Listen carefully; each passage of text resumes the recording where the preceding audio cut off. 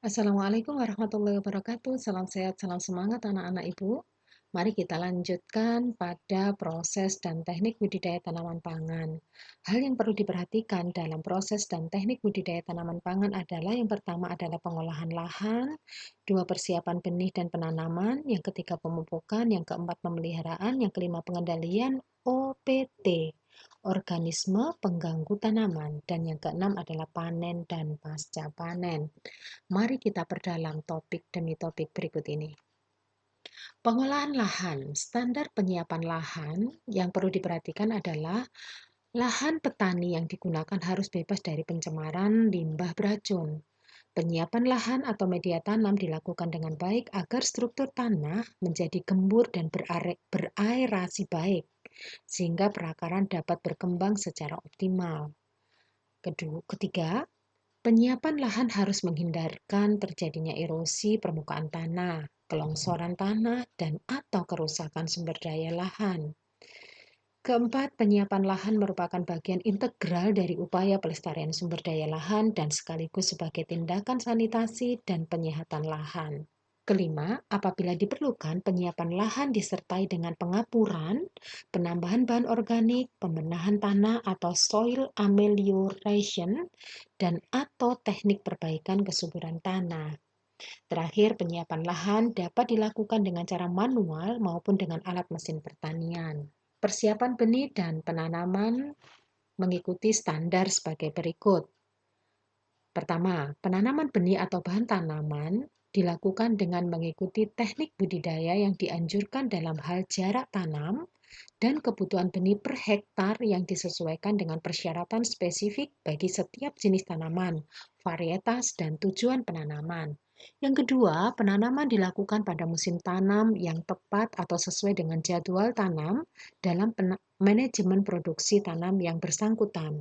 Tiga, pada saat menanam diantisipasi agar tanaman tidak menderita cekaman kekeringan, kebanjiran, tergenang, atau cekaman faktor abiotik lainnya. Empat, untuk menghindari serangan OPT, organisme pengganggu tanaman, pada daerah endemis dan eksplosif, benih atau bahan tanaman dapat diberi perlakuan yang sesuai sebelum ditanam. 5. Dilakukan pencatatan tanggal penanaman pada buku kerja guna memudahkan jadwal pemeliharaan, penyulaman, pemanenan, dan hal-hal lainnya. Apabila benih memiliki label, maka label harus disimpan. Berikutnya pemupukan. Hal yang perlu diperhatikan dalam pemupukan adalah pertama, pemupukan bertujuan memberikan nutrisi yang cukup bagi pertumbuhan dan perkembangan tanaman.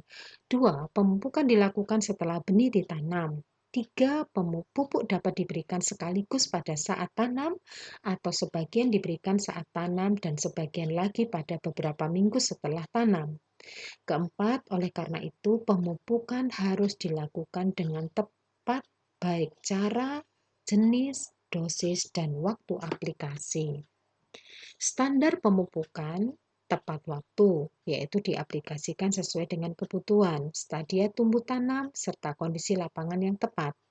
Tepat dosis, yaitu jumlah yang diberikan sesuai dengan anjuran, rekomendasi spesifik lokasi. Tepat cara aplikasi, yaitu disesuaikan dengan jenis pupuk, tanaman, dan kondisi lapangan. Berikutnya penyemprotan pupuk cair pada tajuk tanaman tidak boleh meninggalkan residu atau zat-zat kimia berbahaya pada saat tanaman dipanen. Mengutamakan penggunaan pupuk organik serta disesuaikan dengan kebutuhan tanaman dan kondisi fisik tanah. Penggunaan pupuk tidak boleh mengakibatkan terjadinya pencemaran air baku pada waduk, telaga, empang, atau air tanah dan sumber air. Tidak boleh menggunakan limbah kotoran manusia yang tidak diberikan perlakuan. Berikutnya adalah pemeliharaan. Kegiatan pemeliharaan meliputi penyulaman, penyiraman, dan pembumbunan. Penyiraman dilakukan untuk menjaga agar tanah tetap lembab.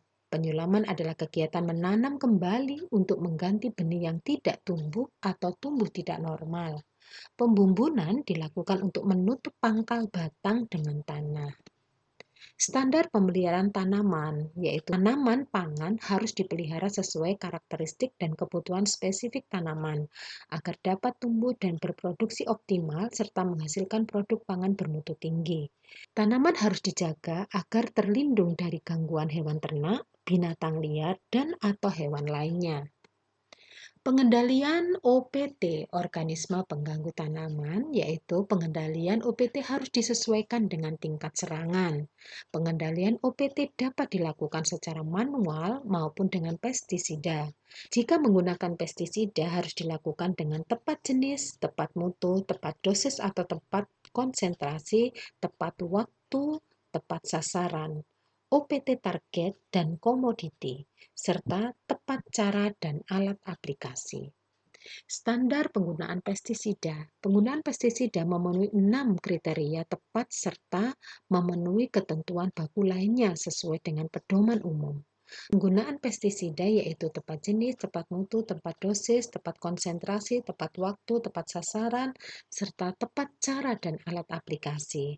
Penggunaan pestisida diupayakan seminimal mungkin meninggalkan residu pada hasil panen, sesuai dengan keputusan bersama Menteri Kesehatan dan Menteri Pertanian nomor 881 dan garing Menkes garing SKB garing 8 garing 1996 dan 71 keputusan garing TP.270 garing 8 garing 1996 tentang batas maksimum residu pestisida pada hasil pertanian.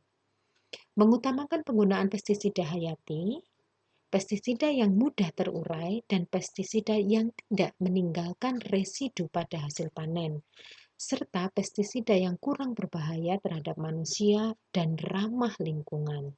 Standar penggunaan pestisida berikutnya adalah penggunaan pestisida tidak menimbulkan dampak negatif terhadap kesehatan pekerja, misalnya dengan menggunakan pakaian pelindung atau aplikator pestisida.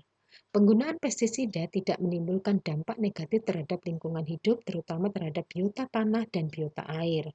Tata cara aplikasi pestisida harus mengikuti aturan yang tertera pada label. Pestisida yang residunya berbahaya bagi manusia tidak boleh diaplikasikan menjelang panen dan saat panen. Standar pencatatan penggunaan pestisida. Pertama, pestisida yang digunakan dicatat jenis, waktu, dosis, konsentrasi, dan cara aplikasinya.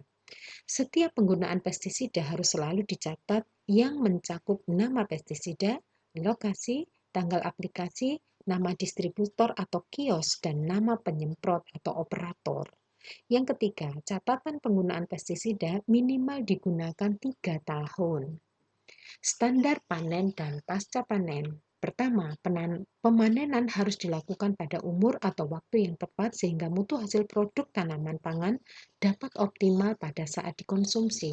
Kedua, penentuan saat panen yang tepat untuk setiap komoditi tanaman pangan mengikuti standar yang berlaku. Tiga, cara pemanenan tanaman pangan harus sesuai dengan teknik dan anjuran baku untuk setiap jenis tanaman, sehingga diperoleh mutu hasil panen yang tinggi, tidak rusak, tetap segar dalam waktu lama, dan meminimalkan tingkat kehilangan hasil. Keempat, panen bisa dilakukan secara manual maupun secara mesin pertanian. Kemasan yang akan digunakan harus disimpan, diletakkan di tempat yang aman untuk menghindari kontaminasi. Demikian tadi penjelasan dan paparan dari Ibu. Semoga bermanfaat untuk kalian. Terima kasih sudah menyimak. Wassalamualaikum warahmatullahi wabarakatuh.